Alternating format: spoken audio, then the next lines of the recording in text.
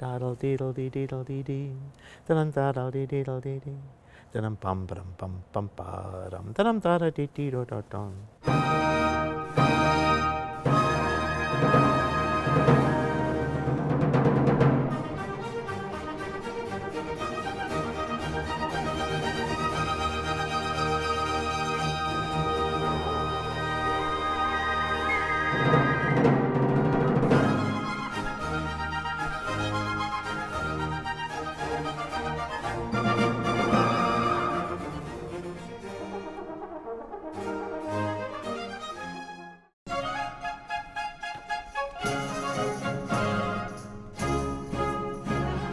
The Temple of Glory is kind of a Baroque variety show. All singing, all dancing, choral music, one of the largest orchestras that you could amass. So there's a constant change of tempo, of mood, of color, of character. It's the perfect family opera. We're doing what amounts to a period staging, using period instruments, beautiful period costumes, but also the whole of Zellerbach has been transformed into a Baroque theatre. And so this gives people an idea when they walk through the doors of Zellerbach that the concrete will disappear and they will see effectively the Paris Opera.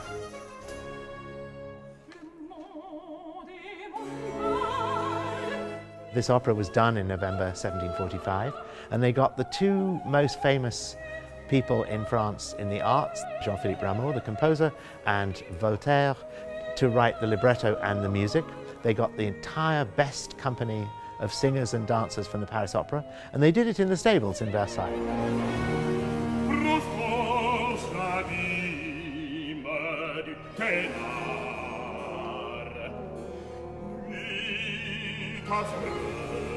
The story, in a nutshell, is who will get into the Temple of Glory. We begin with a prologue, which consists of Envy, who of course would like to get in, but he doesn't, because he's just too mean and green.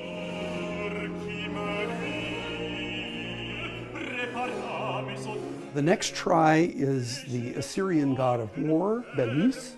He does a lot of saber rattling, and then he sees the temple and he wants to get in. And once again, you can't get into the temple for being bloodthirsty. Bacchus is the god of wine and good times. He would like to have his conquered kingdom essentially be sort of Miami Beach with tunes. He tries to get into the Temple of Glory and they say, no, you're too much of a party animal. And he says, that's okay, because I like to party. I don't care if I don't get into the Temple of Glory. The only person who gets into the Temple of Glory is Trajan, or Trajan. Trajan gets in because he has become forgiving and he has pardoned his conquered nations.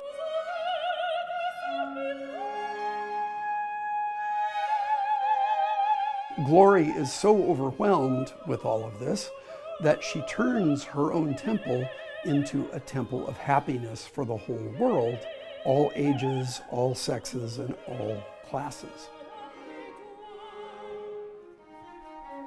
In the end, they just celebrate the people. They have the children of the future appear. It's crazy stuff that you don't ordinarily see in a Baroque opera. And so the lesson is for Louis XV, you've won a battle, but don't be bloodthirsty, don't just have endless parties to celebrate your victory, and be magnanimous to your enemies.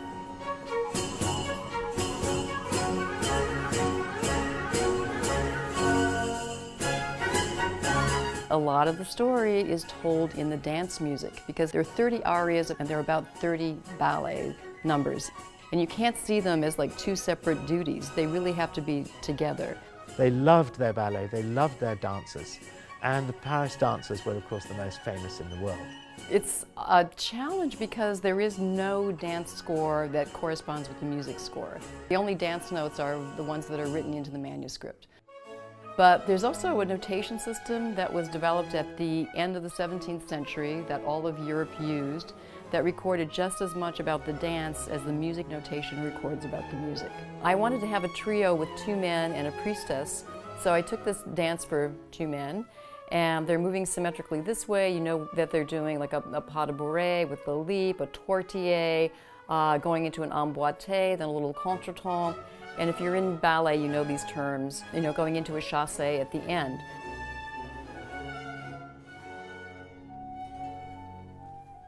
There's the Dance of the Muses, and I was able to contemplate their idea of the harmony of the spheres and the dance of the planets. You see them doing symmetrically geometrical patterns, and in addition to having the audience see it from eye level, I also wanted to emphasize the idea that, you know, the patterns that are danced on Earth are echoing the movement of the planets. This is their idea, and their idea was that it created a channel for goodness to come to the Earth.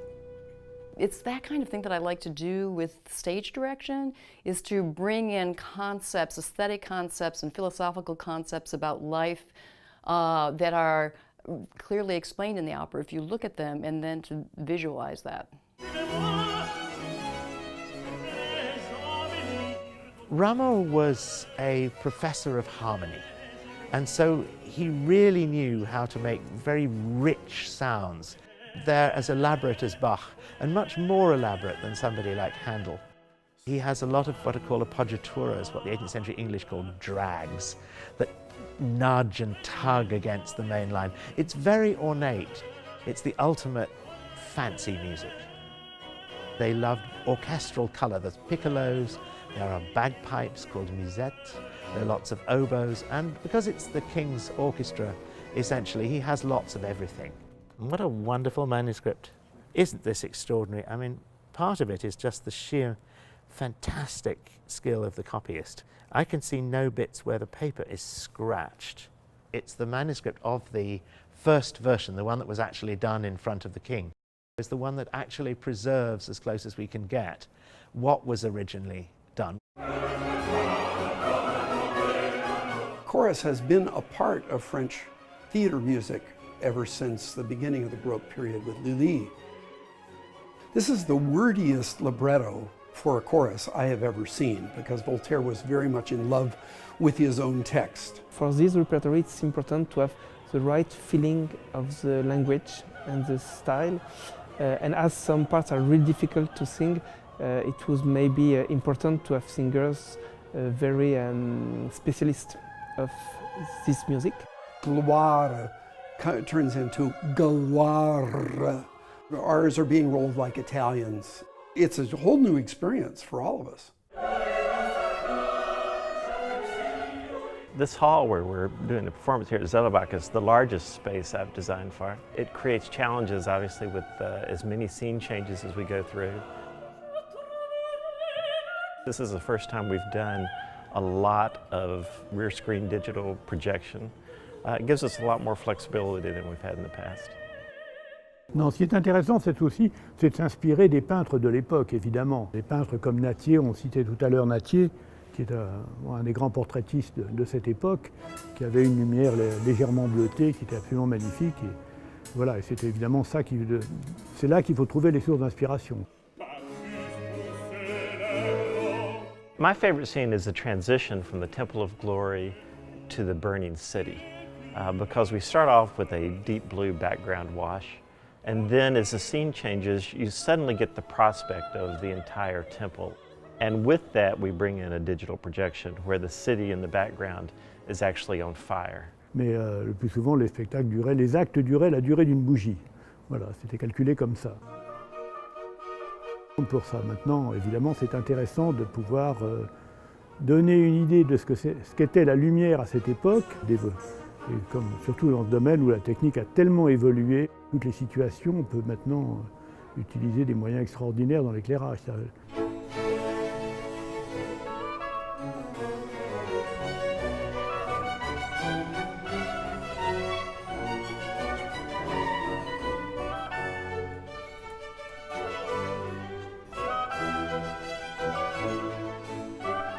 When I hear an opera, I'm immediately seeing pictures. I draw a picture. Once I have it as a picture, the next step is to turn it into an actual three-dimensional object. The Baroque period, in this particular opera, 1745, it was very important that I know everything from what I call the skin out.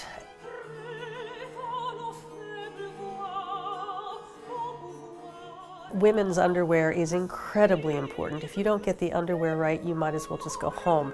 So I've learned about corsetry and paniers. This is called a boat panier. You can tell because it looks like a boat. It's worn on the waist of a dancer or a singer in a Baroque opera.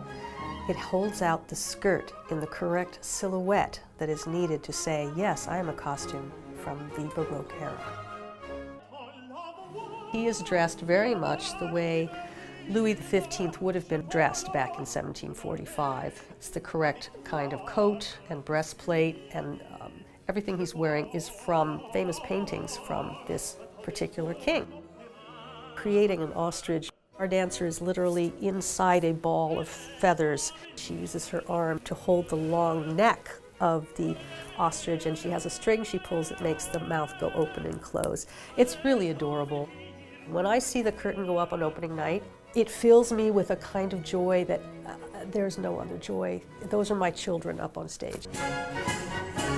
Voltaire was trying to get a message across to Louis. Every rank, every age, every sex deserves happiness. I think that this opera has a modern resonance as to who makes a good ruler. He must govern everybody wisely and well, and modestly.